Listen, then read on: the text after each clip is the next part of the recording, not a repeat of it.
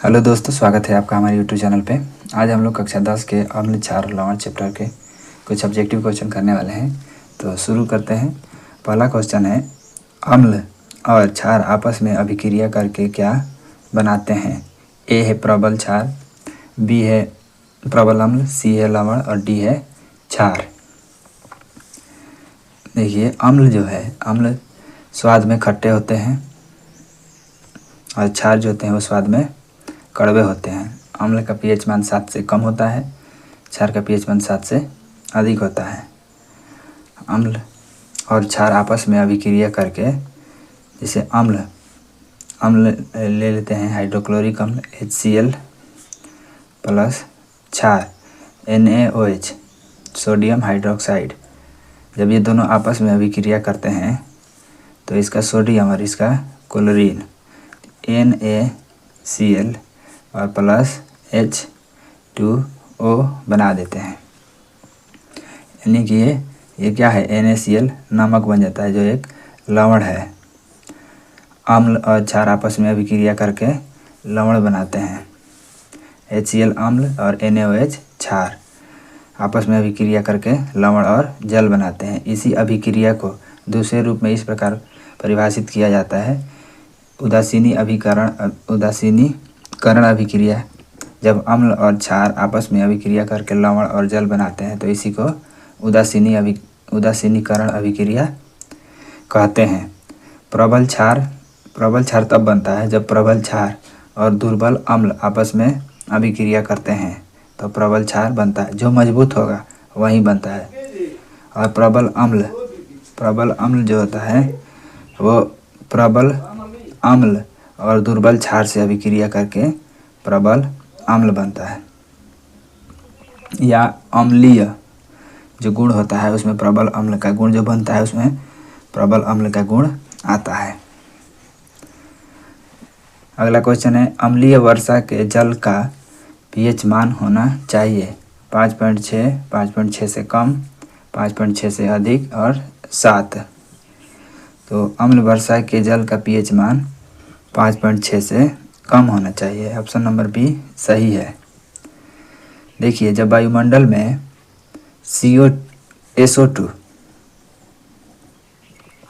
यानी sulphur dioxide और NO2 यानी नाइट्रस ऑक्साइड की मात्रा जब बढ़ जाती है तो ये वायुमंडल में ऊपर जाते हैं और जलवाष्प से अभिक्रिया करके जब वर्षा होती है तो उसी वर्षा को क्या कहते हैं, अम्ल वर्षा कहा जाता है। तो इसका पीएच मान 5.6 से कम होता है। जैसे SO2 है तो ये जल से अभिक्रिया करके, ये जलवाष्प मतलब जल से अभिक्रिया करके सल्फ्यूरिक अम्ल बना देता है, H2SO4 बनाता है। और नाइट्रस ऑक्साइड जो है ये जल से अभिक्रिया करके नाइट्रिक अम्ल बना देता है। इसी को अम्लीय वर्षा कहते हैं। अम्लीय वर्षा का पीएच मान 5.6 से कम होता है और इसका जो दुष्प्रभाव होता है वो पेड़ पौधों पर भी पड़ता है। और जो इमारतें होती है जैसे ताजमहल है तो उसका भी जो रंग है वो धीरे धीरे बदल रहा है, या कह सकते हैं उसका चमक जो है वो धीरे धीरे बदल रहा है। किसकी वजह से? अम्लीय वर्षा की वजह से। क्योंकि प्रदूषण में सल्फर डाइऑक्साइड और NO2 मिले होते हैं, प्रदूषित वायुमंडल को प्रदूषित करते हैं।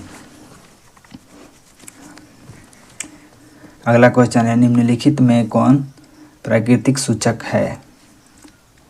कौन प्राकृतिक सूचक है? हल्दी, मेथिल ऑरेंज, फेनोल्फथीन और कोई नहीं।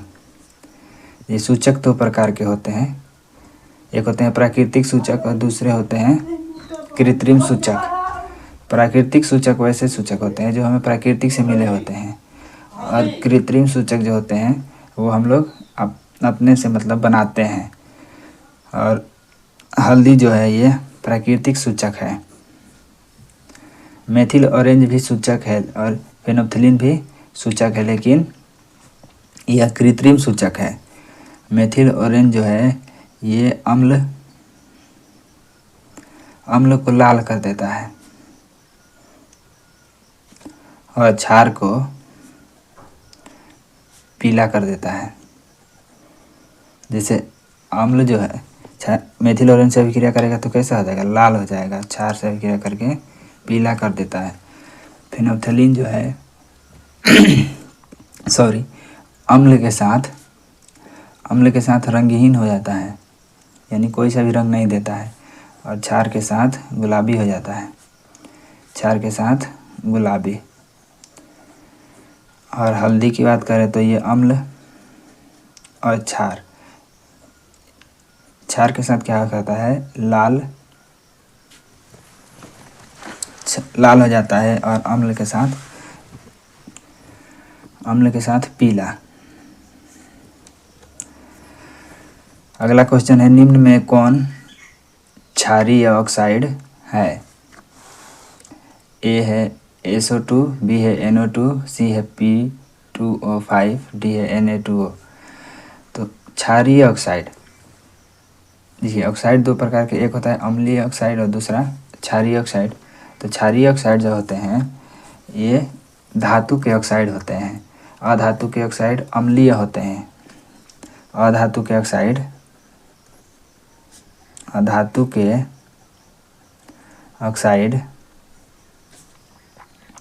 अम्लीय होते हैं। और धातु के ऑक्साइड जो होते हैं, धातु के ऑक्साइड ये क्षारीय होते हैं। ये अधातु अम्लीय, अधातु के ऑक्साइड अम्लीय, अधातु के ऑक्साइड क्षारीय। तो इसमें पूछ रहा है क्षारीय ऑक्साइड। क्षारीय ऑक्साइड किसका होगा, धातु का। तो सल्फर तो है नहीं धातु, नाइट्रोजन भी नहीं है, फास्फोरस भी नहीं है। तो Na सोडियम जो है, सोडियम के ऑक्साइड यानी सोडियम धातु है, तो इसके ऑक्साइड क्या हो जाएंगे, क्षारीय हो जाएंगे। और बाकी सब ये जो है ये तीनों अम्लीय ऑक्साइड हैं। निम्नलिखित में से कौन गैस चूने के पानी को दुधिया कर देता है? Chlorine, sulphur dioxide, carbon dioxide और ऑक्सीजन। देखिए चूने का पानी का सूत्र क्या होता है? चूने का पानी जो होता है कैल्शियम हाइड्रोक्साइड होता है। कैल्शियम हाइड्रोक्साइड चूने के जब पानी को क्या करता है, दुधिया कर देता है, यानी जब कार्बन डाइऑक्साइड से अभिक्रिया करता है तो कैल्शियम कार्बोनेट और जल बना देता है। यही कैल्शियम कार्बोनेट क्या है, जब दीवार की पुताई की जाती है तो उसमें चमक किसके वजह से आता है, कैल्शियम कार्बोनेट के कारण ही आता है। यही दुधिया कौन कर देता है, कार्बन डाइऑक्साइड चूने के पानी को दुधिया कर देता है।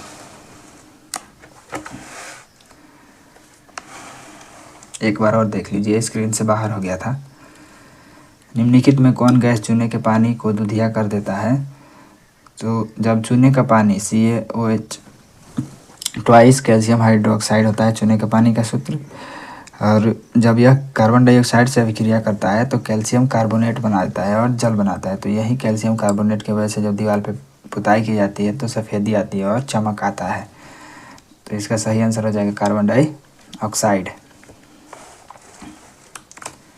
अगला क्वेश्चन है, सल्फेट अर्धहाइड्रेट या हेमीहाइड्रेट का अन्य नाम है? जिप्सम, प्लास्टर ऑफ पेरिस, सी है विरंजक चूर्ण और डी है इनमें से कोई नहीं। देखिए हेमीहाइड्रेट बनता कैसे है, इसको थोड़ा सा जान लेते हैं। जब जिप्सम को 100 से 150 डिग्री सेल्सियस तक गर्म करते हैं, इसको 100 से 150 से ज़्यादा नहीं होना चाहिए, लगभग 100 से 150 के बीच में रहे तो अच्छा रहता है। जब गर्म करते हैं तो मान लीजिए 150 यहाँ पे लिख देते हैं, 150 तक ही, इससे ज़्यादा नहीं होना चाहिए।